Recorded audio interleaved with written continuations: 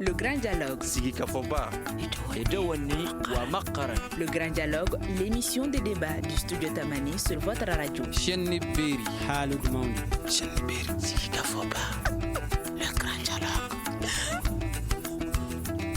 De plus en plus, des voix s'élèvent et sollicitent une coopération géostratégique plus dynamique entre la Russie et le Mali. C'est ce que souhaitent en tout cas des mouvements naissants, notamment le Corps des volontaires pour la réussite de la transition au Mali. Cette situation intervient au moment où certains Maliens estiment que la solution ne peut venir que de ses fils. Avec ces mouvements pour un changement de coopération militaire, la France est-elle en train de perdre sa coopération avec le Mali au profit de la Russie ? C'est le thème central de notre grand dialogue de ce soir et réalisé en partenariat avec le programme d'engagement civique PEC. Pour parler de cette situation, nos invités sont Bassirou Ben Doumbia, auditeur en politique publique, Boubacar Bokoum, politologue, il n'est pas encore arrivé, Mohamed Djara, spécialiste de la gestion de performances publiques, Maître Chekoumar Kounaré, il est au téléphone, moi je suis Mariam Maïga, bonsoir à toutes et à tous et bienvenue. Le grand dialogue. Avant de rentrer dans le vif de cette émission, je vous invite à écouter Kassim Koulibaly, président du Corps des volontaires pour la réussite de la transition au Mali, une association qui demande de plus en plus l'intervention de la Russie dans la gestion de la crise malienne. Il est au micro de Mouda Issoufi Maïga.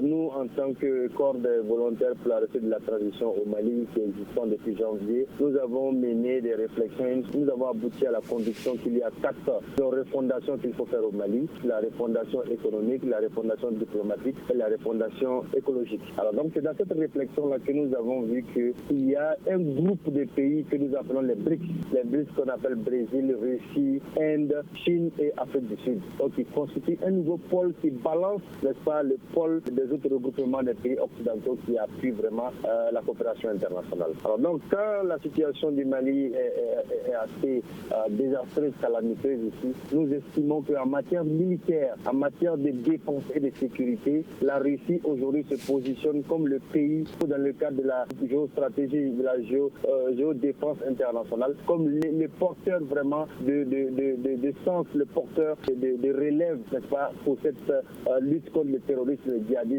et la lutte vraiment pour la bonne gouvernance au Mali. Donc nous avons estimé que la Russie serait un partenaire privilégié, qui n'est pas une relation nouvelle, mais qu'il faut redynamiser et qu'il faut mettre au même niveau que les autres coopérations, notamment avec la France.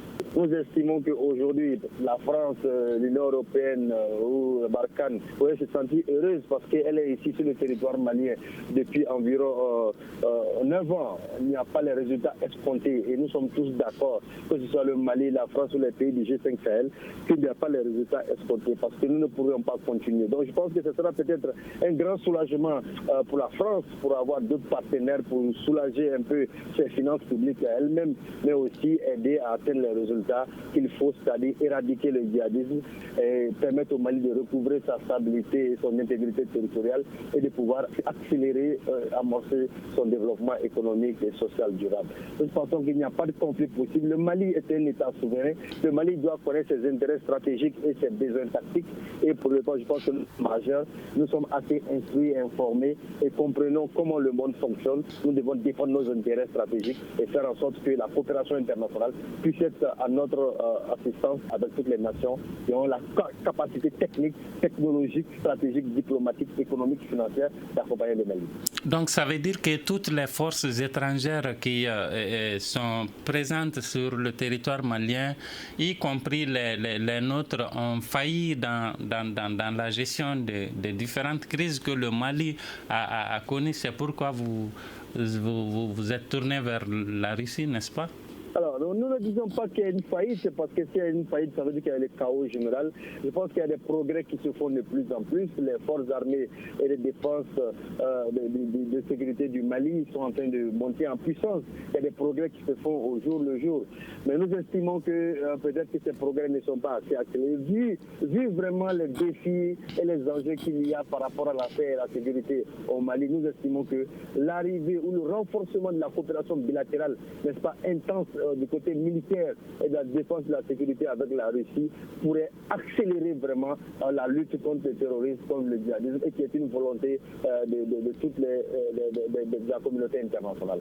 Nous pensons que la Russie, effectivement, va apporter un coup de pouce et d'accélérateur pour que nous puissions engranger davantage de résultats, pour que le Mali puisse se retrouver en paix avec lui-même et avec le reste du monde. Kassim, dernière question. Aujourd'hui, qu'est-ce que vous êtes là en train de faire concrètement sur le terrain pour que cette coopération soit redynamisée et pour que votre voix puisse être entendue par les risques, et où est-ce qu'on en est dans cette démarche? Alors, dans cette démarche, je pense que cette démarche est multiforme. Premièrement, il y a une démarche d'information que nous faisons auprès des citoyens, que ce soit hommes, femmes, jeunes et personnes âgées, pour qu'elles prennent conscience des enjeux géostratégiques dans lesquels le Mali et le Sahel se trouvent. Pour que nous puissions ensemble nous lever debout comme un seul homme, comme une seule femme, pour apporter notre soutien aux autorités, pour leur dire que les citoyens comprennent leurs besoins, leurs visions de la paix, de la sécurité durable et de ce multilatéralisme que nous voulons bâtir autour de notre sécurité ou de notre défense. Et ça, c'est le premier travail que nous faisons. Deuxième, nous faisons des plaidoyers auprès de l'ambassade de Russie au Mali et aussi les Maliens qui résident en Russie. Nous essayons de faire aussi un plaidoyer pour qu'elles aussi, du côté de la Russie, puissent accompagner ce processus. Et nous essayons aussi de faire comprendre aussi à la France et à l'Union européenne, à l'ONU, à la MINUSMA, que vraiment il faudrait accepter la participation de la Russie et de tous les pays membres du BRICS, comme je dis, Brésil, Russie, Inde, Chine et Afrique du Sud, pour qu'ensemble nous puissions donner la main pour réussir vraiment ce pari-là dont le Mali fait face et le Sahel en général. C'était là Kassim Koulibaly, président du Corps des volontaires pour la réussite de la transition au Mali, une association qui plaide pour l'intervention de la Russie dans la gestion de la crise malienne. Vous venez d'écouter, chers invités, l'intervention de Kassim Koulibaly. Quel regard avez-vous sur cette soudaine manifestation pro-russe dans le pays? Je commence par vous, Bassirou Bendoumbia. Alors merci Madame Maïga. D'abord, sachez que ce n'est pas un soulèvement récent. Voilà. Et ce débat, il est rentré ce sujet est rentré dans le débat public il y a quelques années. Et ce qu'il faudrait peut-être faire, c'est de voir comment est-ce que nous sommes arrivés là. Voilà. N'oubliez pas qu'on ne va pas faire l'historique parce que c'est un secret de polichinelle. Lorsque le Mali a été attaqué, il y a eu l'intervention de l'armée française, d'abord sous la forme d'opération Serval, qui avec le temps a pris une autre forme de coopération qu'on appelait Barkhane. Et avec évolution également, le terrorisme étant un mouvement, je pourrais dire, transnational, et on a un espace géographique ouest-africain, ou du moins j'allais dire sahélien, qui d'abord a été affecté. Alors, le mouvement, la coopération G5 et, comment dirais-je, Barkhane a pris la forme aussi de la coopération G5 Sahel. Donc, ce qui va entraîner une conglomération de quelques États du Sahel dans le cadre de converger les idées et les actions et les stratégies pour des actions concertées afin de réussir la lutte contre le terrorisme. Alors, de cette période jusqu'à nos jours, ce que nous avons constaté au Mali et ailleurs, c'est que l'intervention française, de manière générale, parce qu'il faut aussi la dissocier de la présence des Nations Unies, qui n'est pas pour appuyer et faire la guerre, mais pour appuyer le processus de paix et de reconstruction du pays. Donc c'est distinct. L'intervention française au Mali a été perçue, même par les Français, je veux dire, j'ai causé avec des diplomates français qui n'hésitent pas à parler d'enlisement de l'opération Barkhane. Ce qui voudrait dire que les résultats escomptés ou attendus n'ont pas été à hauteur de souhaits. Ça crée un sentiment de frustration au niveau national, ça crée des mouvements de révolte au niveau national et du coup, ça redonne à la France la perception ou l'image que les Africains de manière générale ont d'elle depuis la période coloniale. Parce que ce qu'il ne faut pas ignorer, c'est qu'on est dans un système de coopération militaire, mais des coopérations militaires manifestées ou justifiées par des enjeux économiques. Alors, dans ce contexte, pour beaucoup de personnes, la France profite de l'enlisement de la situation pour encore garder son hégémonie sur les espaces ouest-africains, ses anciennes colonies, pour pouvoir mieux contrôler les ressources et contrôler les mouvements des États. Et en même temps aussi, elle protège son territoire parce que si aujourd'hui on a réussi à chasser les terroristes de l'espace ouest-africain ou de l'espace sahélien, où est-ce qu'ils iront ?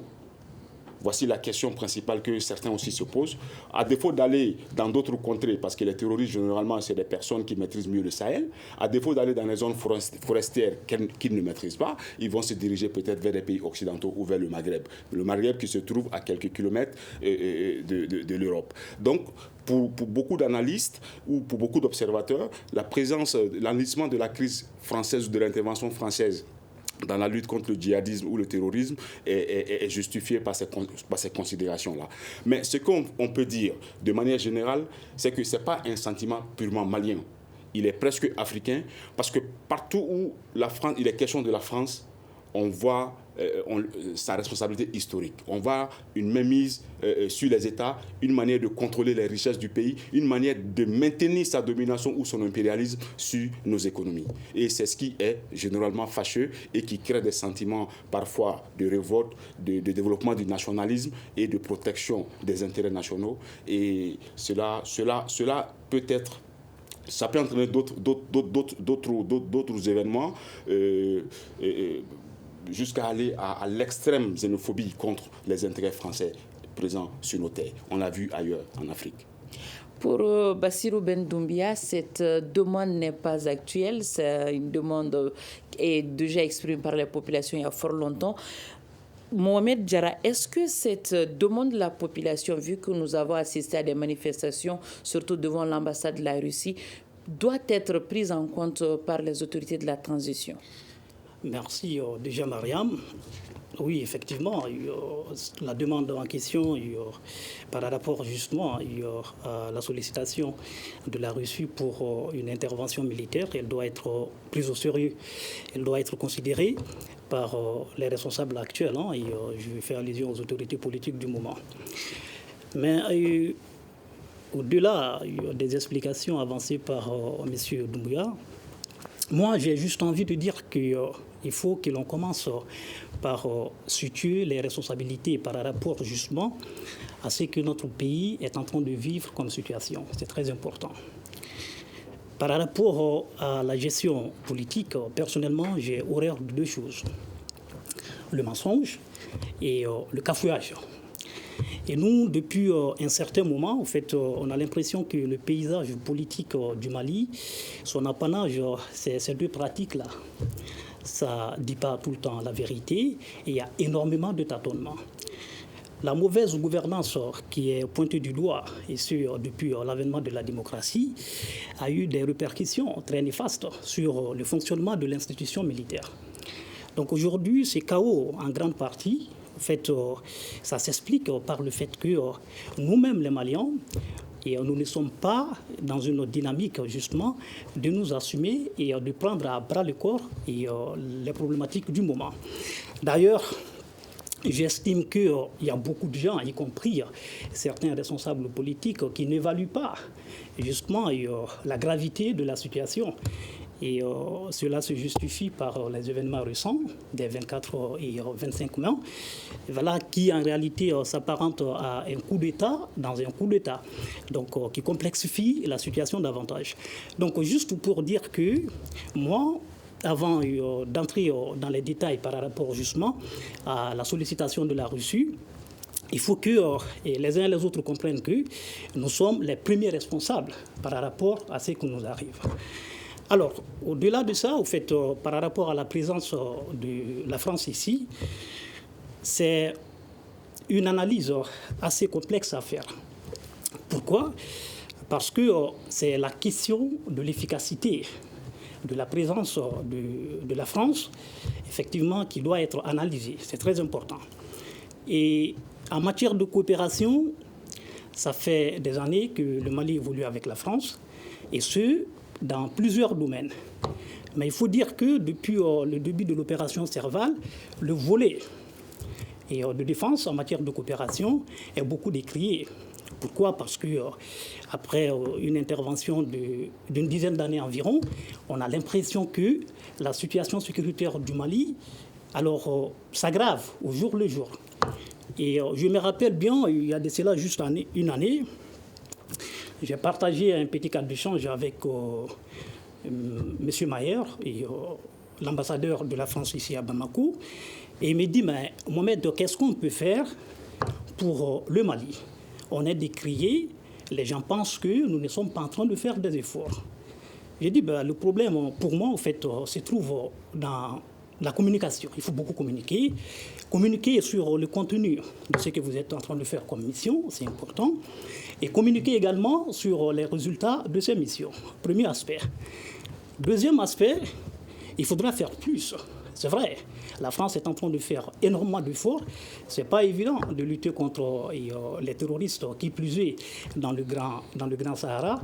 Ça requiert beaucoup d'efforts, ça requiert beaucoup d'implications. Mais jusque-là, au fait, ce qui est attendu par les Maliens n'est pas encore obtenu. Donc, c'est ce qui, pour moi, explique depuis un moment cette assertion générale qui se fait contre le maintien de la France. Mais ce qui est problématique, c'est de vouloir faire un choix en matière de coopération dans le domaine de la défense entre la France et la Russie. Je crois que ça fait un moment, la France est dans une dynamique de mettre en place une coalition internationale autour du Mali. Voilà. Donc pour aider le pays à retrouver justement l'intégrité de son territoire et à asseoir un climat de paix durable.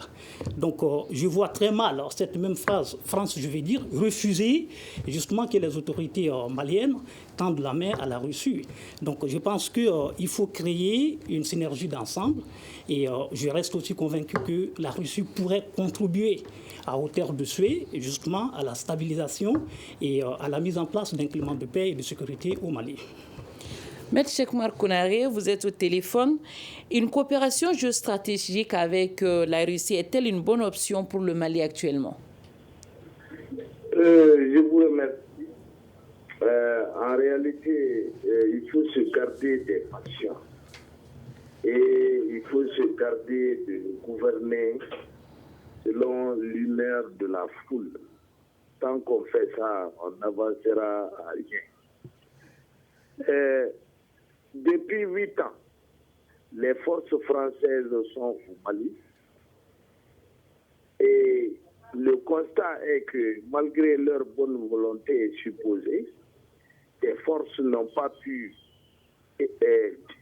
éradiquer le terrorisme. Au contraire, le terrorisme s'est étendu du nord au centre, puis au sud et à l'est. Dans ces conditions, avant toute chose, il est bon de faire un bilan de l'activité antiterroriste française sur notre territoire. Un bilan sans complaisance qui dresse donc les résultats, qui fait le diagnostic des échecs, des causes des échecs, des conséquences des échecs, mais aussi des remèdes que la France compte mettre en œuvre pour redresser, pour corriger son action dans notre pays. Et une fois cela fait, il appartient aux autorités maliennes de montrer leur volonté de multilatéralisme aux autorités françaises. En leur disant, bon, vous êtes là, vous opérez principalement au nord, mais nous voulons aussi diversifier notre partenariat. Dans le principe, cela n'est pas contestable puisque vous-même vous faites appel à une multitude d'autres pays. Mais nous aussi, on veut faire appel à la Russie pour qu'elle vienne, par exemple, s'installer dans le sud ou dans l'est ou bien vers Nara et autres là, Kita et autres, pour éviter la propagation du terrorisme. Et vous, Français et alliés, vous vous occupez de telle ou telle partie du territoire. Le territoire est très grand. C'est 1 240 000 et quelques kilomètres carrés qui ne peuvent pas être couverts par les seules forces françaises. Donc, qu'il y ait une répartition des rôles de telle sorte que les Français s'occupent d'une partie du territoire, pourquoi pas la zone des 3 frontières, la zone de Kidal et autres là. Et les forces russes vont s'occuper d'une autre partie du territoire pour qu'il n'y ait pas une percée des terroristes à ce niveau. Comme ça, aucune force ne va gêner l'autre. Et s'il faut adapter les accords militaires franco-français et maliens à cette évolution, pourquoi ne pas le faire? Mais je ne suis ni partisan d'un départ précipité des Français du sol malien, ni d'une arrivée désordonnée et passionnée des forces russes sur notre territoire. Je suis pour une réflexion approfondie sur l'ensemble du phénomène et les perspectives. Il ne faut surtout pas agir sous la pression de la foule ou au gré des humeurs des gens. Il faut faire une analyse, comment on appelle ça, froide de la situation et dégager des perspectives d'une collaboration entre les Russes, les Français, la MINUSMA et toutes les autres forces qui se trouvent sur notre territoire.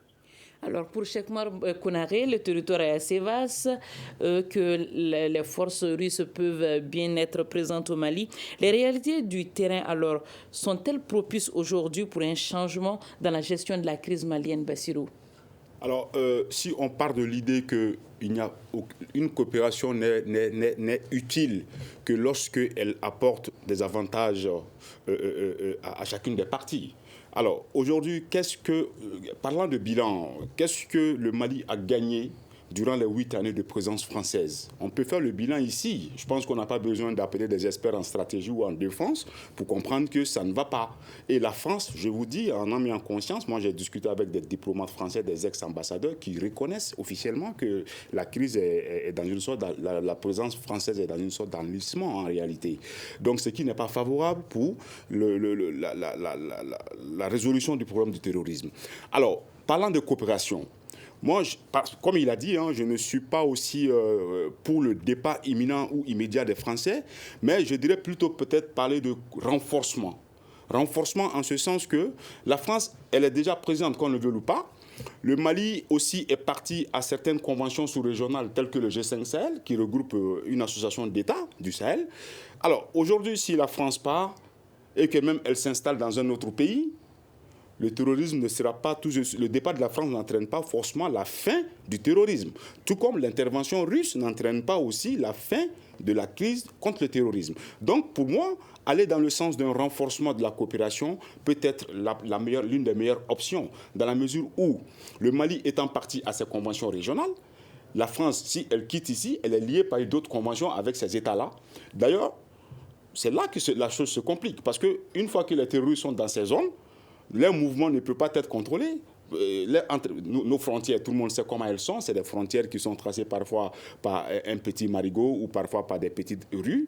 Alors, ces mouvements de terroristes, personne ne peut les contrôler. Donc, pour moi, chasser, entre guillemets, les Français, dans le cadre de la lutte contre le terrorisme, n'est pas une option qui me semble favorable. Peut-être que c'est là-bas que Maître parle de l'aspect émotionnel. Donc, aller dans le sens d'une coopération renforcée, France, Russie ou même autre pays, pourquoi pas? Personnellement, tant que le Mali peut tirer sa part du jeu pour que, de manière très consensuelle, l'ensemble du territoire, les 1 244 000 km² soient recouvrent leur sécurité et que tous les Maliens sur l'ensemble du territoire puissent vaquer à leurs occupations librement, je pense que c'est ce qui doit prévaloir et non forcément chasser un pour faire entrer l'autre. De toutes les manières, en matière de coopération militaire, il n'y a jamais du gratuit dedans.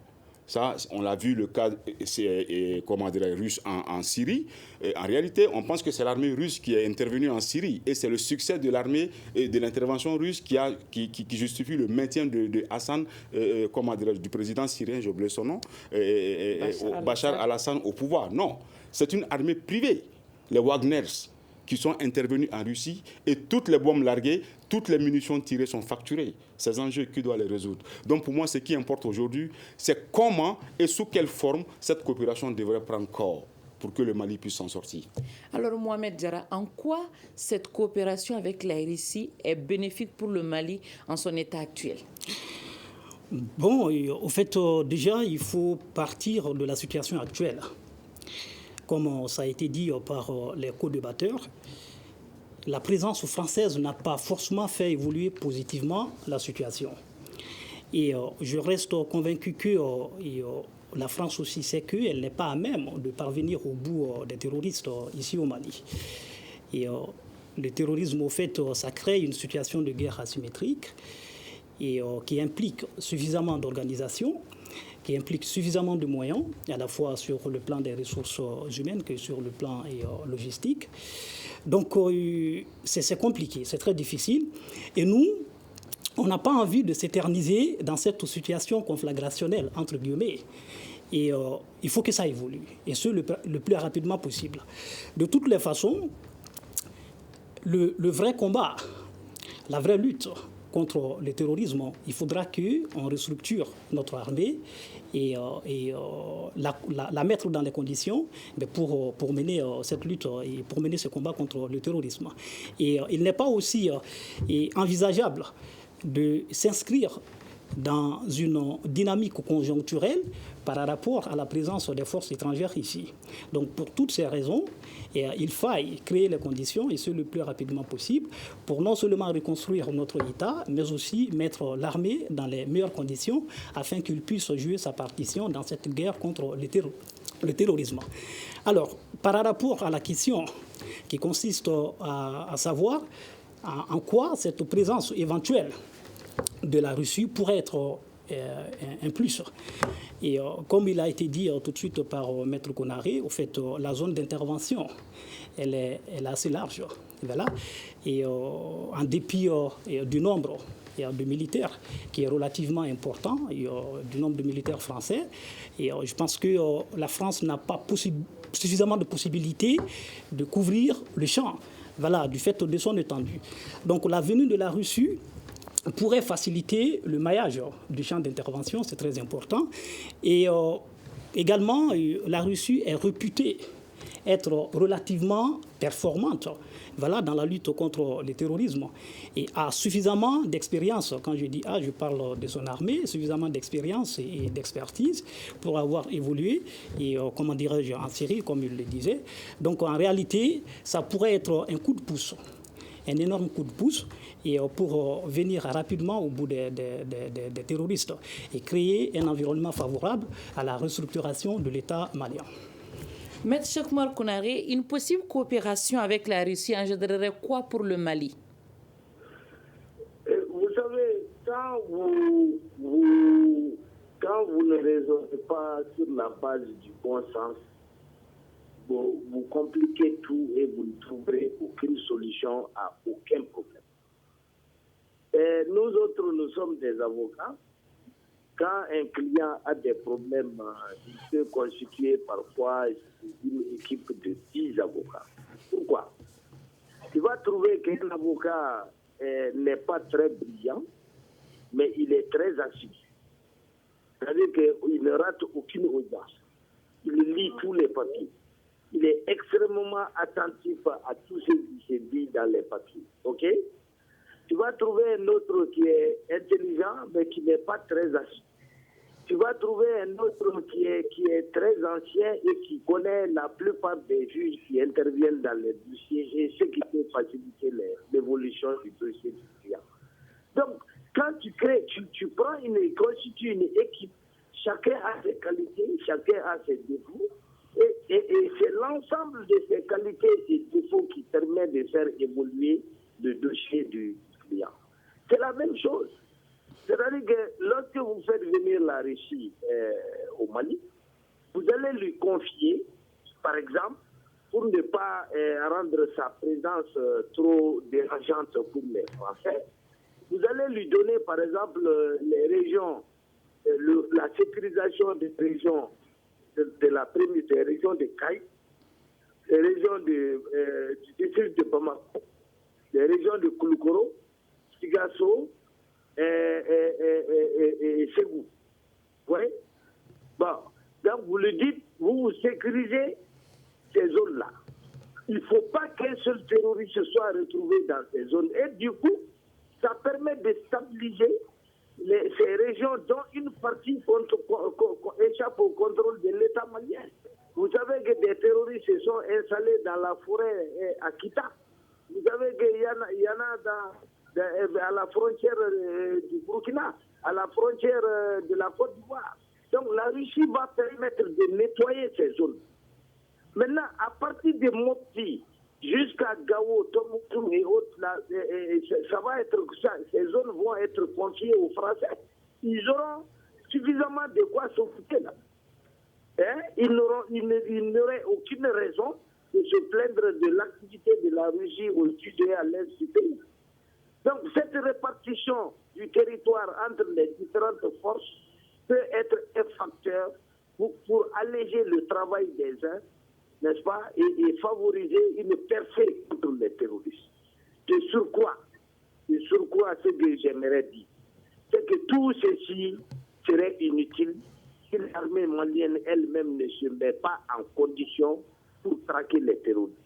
Vous savez, en Bambara, il y a un proverbe qui dit, quand vous voulez que les gens viennent vous aider à tuer votre lion, il faut que vous-même vous preniez la tête du lion. Il se trouve que nous autres Maliens, nous n'avons pas la tête du lion, nous n'avons que... Vous voyez, mais nous faisons presque rien. C'est les Français qui sont au nord qui nous disent qu'ils font tout là-bas et nous ne savons même pas ce qu'ils sont en train de faire. Il faut que ce soit nous qui soyons sur le terrain en train d'affronter partout le terrorisme et en cas de besoin faire appel aux Français pour venir nous aider dans telle ou telle localité. Mais il y a plein de localités où l'armée malienne ne se trouve même pas. Il n'y a que les Français. Mais comment vous voulez que nous venions à bout du terrorisme dans ces conditions? Nous sommes devenus étrangers militaires sur notre propre territoire. Ce sont les autres qui combattent et nous sommes des supplétifs. Alors que nous devons être les premiers combattants et les autres des supplétifs. Donc il faut inverser l'ordre d'intervention sur le territoire, répartir le territoire entre les différentes forces. Et ça aussi, c'est un droit que nous avons. Aucun traité international, aucun accord international ou bilatéral ne devrait nous ôter notre souveraineté et notre libre choix. C'est comme au marché. Vous allez acheter du piment quelque part. Il se trouve que le piment sous ce hangar coûte 20 francs. Vous avez le droit d'acheter le piment là où on le vend à 10 francs. Vous voulez acheter des condiments, mais vous devez avoir le libre choix d'acheter des poivrons ou bien des épinards plutôt que des choux. Hein? Cheikh Oumar Konaré, c'est compris pour vous, la présence de la Russie est bien possible au Mali aux côtés des autres forces qui viennent aider le pays également. Et quand on parle de partenariat, souvent on dit c'est gagnant-gagnant. Alors, qui gagnerait la Russie à être présente au Mali, Bassirou Ben Doumbia? Alors, nous sommes en matière de coopération, c'est le domaine de la diplomatie, c'est le domaine des relations internationales. On ne va pas à un accord ou à une convention sans qu'on évalue ce qu'on y gagne. Alors, ce que pourrait gagner la Russie, je ne sais pas, mais je ne suis pas dans le secret de l'État russe. Mais ce qui est certain, c'est que le Mali n'est pas un État pauvre. Ça, il faut qu'on se le dise. Et si la France est là, elle n'est pas là parce que pour avoir des bénédictions en retour. Ça, je l'ai dit en introduction, il n'y a pas de coopération militaire gratuite. Ça n'existe pas. L'humanitaire n'existe pas dans l'armée en matière militaire.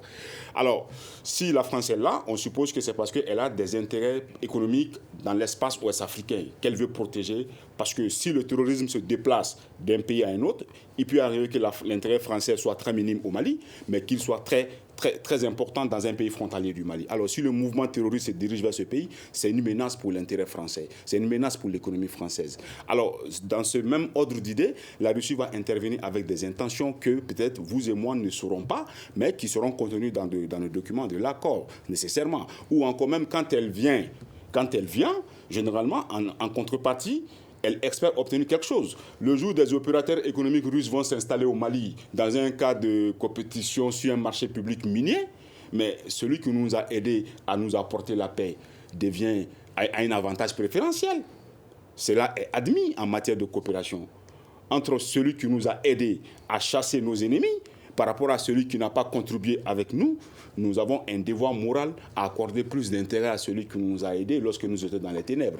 Je rappelle à nos auditeurs que ce grand dialogue est réalisé en partenariat avec le programme d'engagement civique PEC. Monsieur Mohamed Diarra, quelle lecture avez-vous d'une éventuelle intervention de la Russie dans la lutte antiterroriste au Mali? Bon, on vient d'en parler tout de suite. J'ai l'impression que la question se répète, mais avant d'apporter encore des éléments de réponse à la question, j'ai envie d'expliciter qu'en réalité, au fait, il n'y a aucune contrainte d'ordre juridique qui empêcherait aujourd'hui le Mali d'aller vers une coopération bilatérale en matière de défense avec la Russie. Et je ne pense pas aussi qu'il y ait des dispositions, notamment dans les différents accords justement, de coopération bilatérale en matière de défense entre la France et le Mali, qui permettrait à la France de pouvoir empêcher justement la concrétisation d'une coopération avec la Russie. Et d'ailleurs, le dernier accord, le traité de coopération bilatérale en matière de défense que le Mali a signé avec la France, prévoit comme principe justement la reconnaissance de la souveraineté étatique des parties. Quand je dis des parties, il s'agit du Mali et de la France. Donc cet aspect de la chose est très très important. Donc que les uns et les autres comprennent qu'il n'y a absolument pas de barrière par rapport à une venue éventuelle de la Russie. Alors, comme on le disait, qu'est-ce que cela va changer? Et moi, je dis tout simplement que, au fait, pourquoi tout ça? Parce que l'intervention française n'arrive pas à produire les résultats escomptés.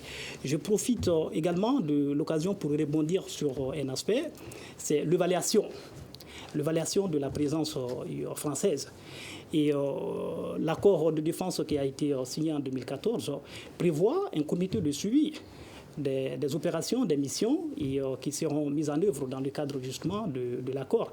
Et ce comité, au fait, il est présidé et coprésidé par des responsables civils ou militaires français ou maliens. Donc, qu'est-ce qui empêche aujourd'hui les Maliens qui siègent au sein de ce comité, de faire un diagnostic de la situation pour situer les vraies raisons de l'échec de la présence de l'armée française ici. Et à partir de là, c'est donner les moyens pour corriger ces facteurs d'échec et faire en sorte que, à l'avenir, la mission, la présence de la France puisse justement être efficace. Donc là, c'est des choses qu'il faille faire. Et au-delà de ça, lorsque la Russie doit intervenir, et je disais tantôt qu'en réalité, ça va permettre de mieux couvrir le territoire malien. Et la Russie aussi dispose d'une expertise avérée, et dispose d'une armée relativement efficace que celle de la France, ça il faut le dire.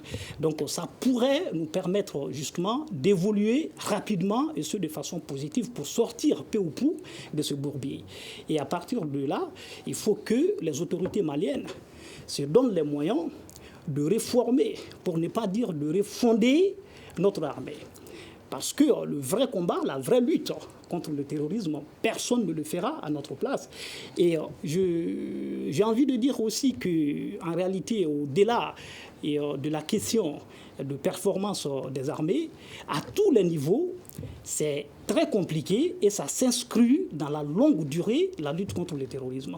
Le cas de l'Afghanistan est un cas très patent en la matière où l'armée américaine y était des années et des années, mais sans pour autant changer favorablement les donnes, ça il faut le dire.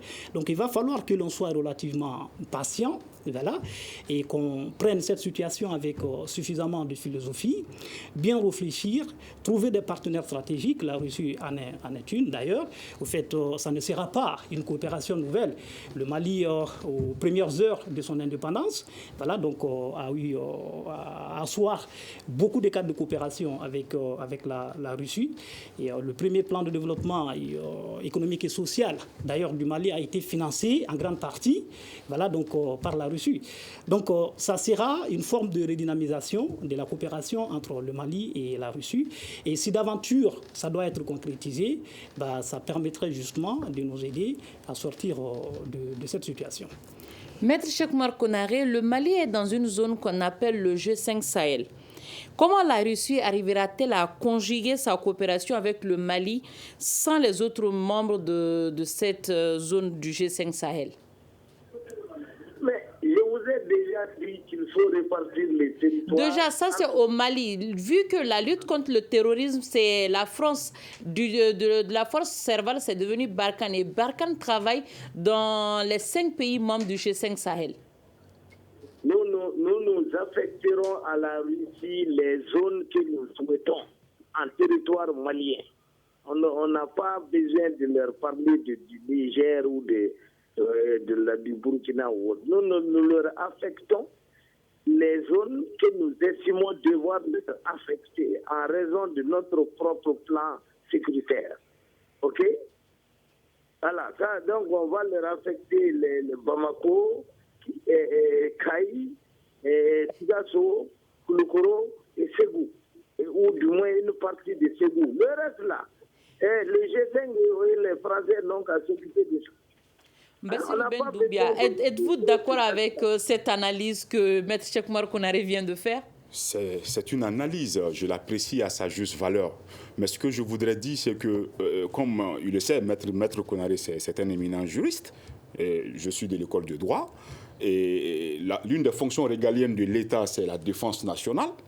Pendant longtemps, la défense a été toujours du domaine exclusif de l'État. Et chaque État était libre et souverain d'entretenir des coopérations militaires avec n'importe quel État qu'il voulait. Mais n'oublions pas que le monde, les choses ont évolué. La question terroriste est devenue une question transnationale ou transfrontalière. Et du Mali, le mouvement terroriste du Mali peut avoir des répercussions tout de suite dans un pays frontalier au Mali. Donc le Mali, à lui seul, ne peut plus définir la stratégie, une stratégie commune capable de résoudre le problème sans tenir compte des enjeux environnementaux ou géostratégiques.